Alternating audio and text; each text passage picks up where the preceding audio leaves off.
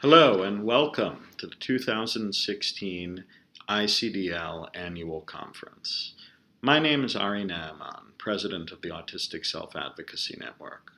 I'm sorry I'm not able to join you in person today, but I'm glad for the opportunity to talk a little bit about why we in the self-advocacy movement are pleased to see your work continue and work to advance our shared values. We're all aware of the fact that the autism world has at times a dark history. If we look back at the history of the autistic community and the approach to autism that has been taken by society over the past century or so, we frequently see instances of horrific abuse, isolation, and segregation. And yet at the same time, we also see a story of ongoing social progress.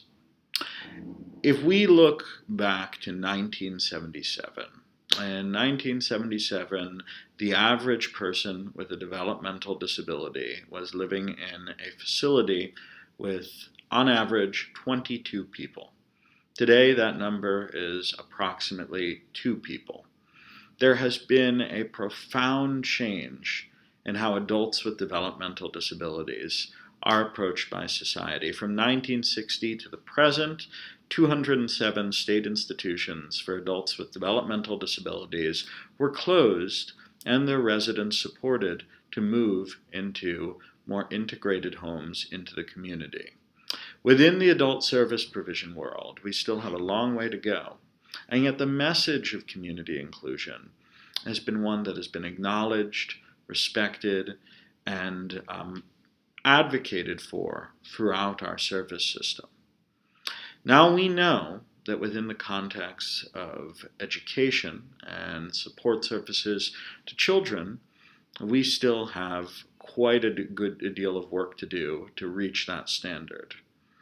There remains an unfortunate focus on trying to make autistic children and children with other developmental disabilities appear indistinguishable from their peers, rather than focusing on advancing their skills, their self-regulation, and their capacity to be included in society, and more importantly, the capacity of society to include us.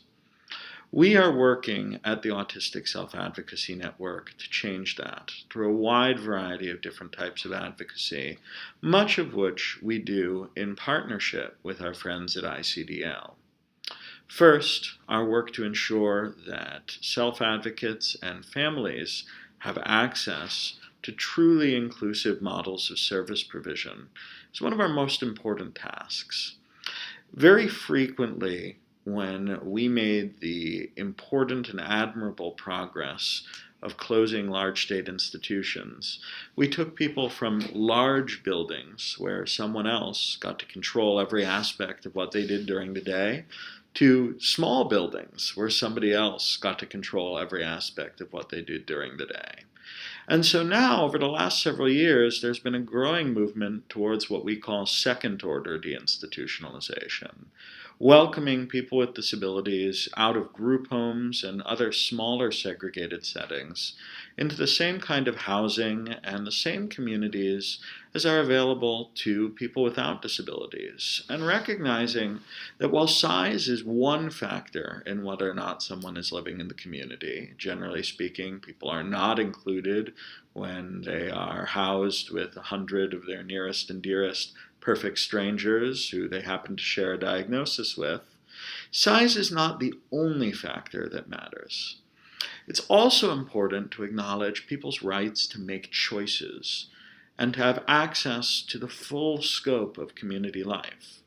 In 2014, at the urging of ASAN and a number of other disability rights organizations, the Centers for Medicare and Medicaid Services issued a new rule requiring states to upgrade the level of integration of their home and community-based service systems. These rules speak to people's rights to do things like choose who comes into their home, not have regimented meal and sleep times, decorate their homes as they see fit, rights that most adults are able to take for granted. And yet, for many adults with developmental disabilities, they are deprived within the context of a service system that still does not recognize their full autonomy and personhood. Now, beyond that, we know that if we want to support people to live inclusive lives in adulthood, we need to ensure that we're working to advocate for their inclusion as early as possible. And that means looking at our K through 12 education system and our early childhood education system and asking ourselves, how can we ensure that children with disabilities have access to a free and appropriate public education, as is their right under IDEA, and for that education to take place in the least restrictive environment, as is also their right under IDEA. There are a variety of ways in which we've approached this. Some of that has been focused on ensuring that no particular proprietary methodology is able to present themselves as the be-all and end-all of autism service provision. Some of you may have some idea of what I'm referencing here. There has been a long-standing challenge that in many parts of the autism community and in the broader educational context, families and school personnel are taught that autism equals ABA. And in reality, when we look to the opinions of self-advocates and families, there is a profound dissatisfaction with such a restricted and limited choice when it comes to educational and related services methodologies.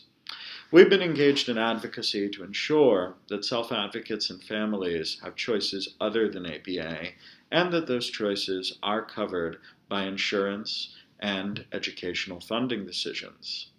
Last year, the U.S. Department of Education issued sub-regulatory guidance specifically clarifying that ABA is not the only acceptable autism service provision model in public schools.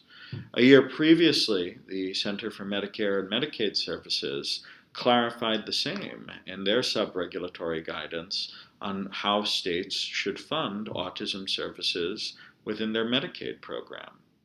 We've partnered with ICDL and the Special Hope Foundation to release a toolkit on how you can advocate for both commercial insurance and state Medicaid programs to cover developmental interventions and other non-ABA services through their Medicaid state plan or their commercial insurance policies. At a very basic level, what we're talking about here is ensuring that children with disabilities have access to the opportunity to access education within a context that does not presume that in order to have value, you need to be normal. The honest truth is that autistic children grow up to be autistic adults, and that doesn't have to be a bad thing. Within the Autistic Self-Advocacy Network, we're dedicated to working to empower the autistic adult community and to show the world that autism and happiness do not have to be mutually exclusive prospects. Your work is a part of that as well. When we look at a child and we introduce that child to the world of education with cries of quiet hands or punishments for stimming, for rocking, for behaviors that are perfectly natural and normal for an autistic child to engage in.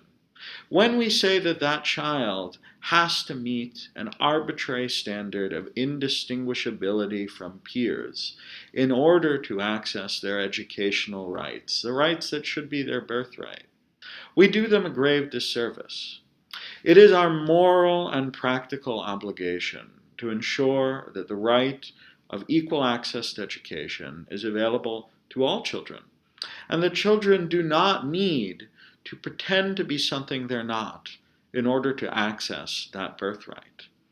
Now, within the context of this work, it is important on us to not only work to ensure that methodologies that share our values are paid for by insurance and school funding programs, but also to ensure that our fields of work and our provider networks accept the concept of inclusion. The developmental disability world has changed quite a bit over the course of the last 50 years. We've talked about that. One of my close friends, Ann Donnellan, once remarked that the mark of anybody good in developmental disability is that they're at least a little bit ashamed of what they were doing 20 years ago. I think that we need to take that to heart.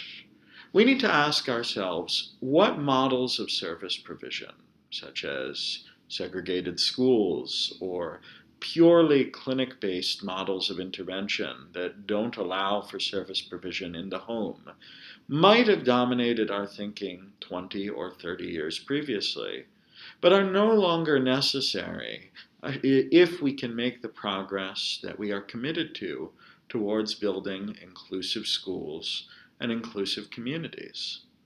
It's imperative that ICDL, in order to continue its good work, look to find ways to advance the cause of inclusive education and to incorporate it in a holistic way within its practice, embedded throughout each of the educational and learning objectives that you pursue. We must work to ensure that all of the educational activities that we provide are provided within a context that promotes inclusion, and that we can maximize the time that children with disabilities spend within the general education classroom. I want to close by thanking you for the work that you're doing, and by thanking the leadership and grassroots of ICDL for partnering with the Autistic Self-Advocacy Network in order to advance the cause of neurodiversity, disability rights, and human dignity. The mission of full inclusion is a difficult one, but I take heart from the tremendous progress we've made over the course of the last half-century. The next 50 years of autism history will be brighter and better than the last 50 years. And I know that each and every one of you will be playing a role in making that happen.